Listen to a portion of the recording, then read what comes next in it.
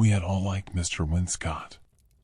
He didn't mind when we used the sledding hill on his property, and he always gave out the best Halloween candy in the neighborhood.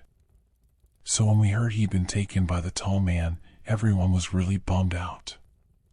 You wouldn't have heard of Tall Man, so let me explain. Tall Man has been a legend in my town for decades.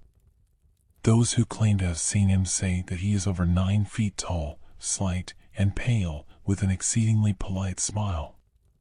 My dad told me that Tall Man is a collector. He likes things. Dad says his favorite things to take are sad people, empty buildings, and dreams. I have to admit, he's stolen away my dreams more than a few times.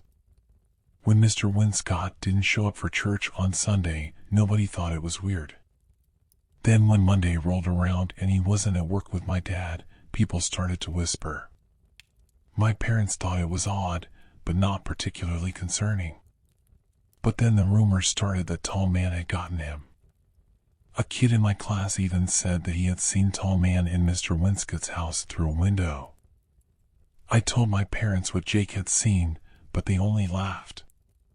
Tyler and I biked by Mr. Winscott's place every day after school to get to our friend Rory's house. We never stopped in front of Mr. Winscott's to try and see Tall Man through the windows like Jake had. We never even slowed down. But one day we played too late at Rory's. Since we didn't want to bike home in the dark, we called our parents and asked to sleep over. Tyler was allowed to. I wasn't. I tried really hard not to look as I biked by Mr. Winscott's cul-de-sac. I almost made it, but my curiosity forced a backwards glance at the house. The lights were all on and my eyes were drawn to the face in the window immediately. I saw Tall Man looking back at me. I choked in a panic breath and my foot missed the pedal as I tried to speed away on my bike. I stumbled for only a second, my eyes never leaving the face in the window, before pedaling home as fast as I could. The next morning at school, I told Rory and Tyler about Tall Man. They didn't believe me, of course. They hadn't believed Jake either. I knew I had to show them, otherwise they would think I was a liar. We waited until dark and then biked to Mr. Winscott's cul-de-sac. Tall Man was there, as I told them he'd be, watching us from the window above the front door. It was such a tall front door that I thought Tall Man must have been 10 feet high to see out of the window above it. He was almost smiling, but his expression betrayed a certain displeasure. Tyler fell off of his bike. Holy hell! Run! We did. As soon as we cleared the cul-de-sac, we all began talking over each other in a flustered panic. I can't believe we saw Tall Man. Did you see the look on his face? We have to tell the cops. We went back the next morning with more friends, but Tall Man was gone. We went back the next day, but again could see no one behind the window. We began to wonder if Tall Man only came out at night. A few nights later, as we sat in Rory's basement waiting for a pizza to arrive, we decided to sneak out and see if our theory was true. We quietly rolled our bikes down the driveway and into the street. We took off for Mr. Winscott's house, torn between hoping Tall Man was there and praying that he wasn't. We saw him as soon as we biked into the cul-de-sac. He was still standing there after all, and this time, he was outright frowning. He's mad, Rory said. He wants us to stay away.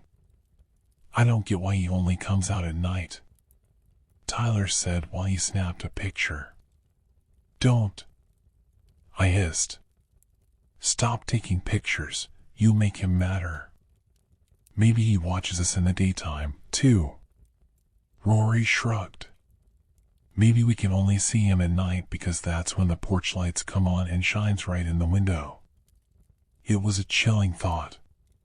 We decided to test Rory's theory the following Saturday, emboldened by the assumption that Tall Man could only watch us but never come out.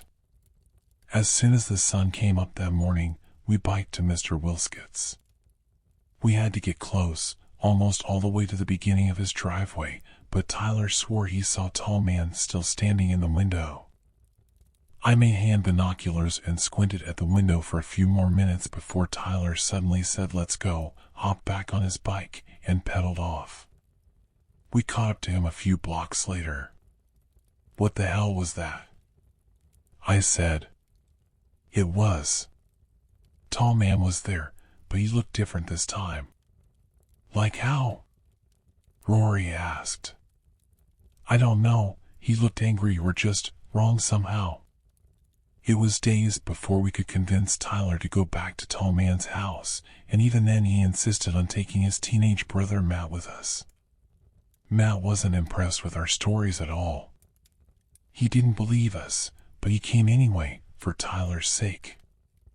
As soon as we got close enough to see Tall Man in the window above the door, Matt got off his bike.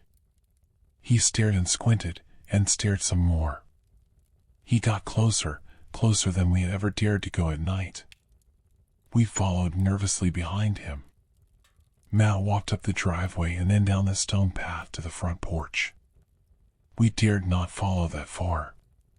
Then Matt went up the porch stairs, right up to the door. "Holy shit," he said. Then a few more four-letter words. And suddenly Matt was running down the front porch, down the path, down the driveway and out into the street where we waited. "What is it?" Tyler asked him. "There is no Tall Man," he said, out of breath. "Call the cops. Now." And he was right, it wasn't Tall Man after all.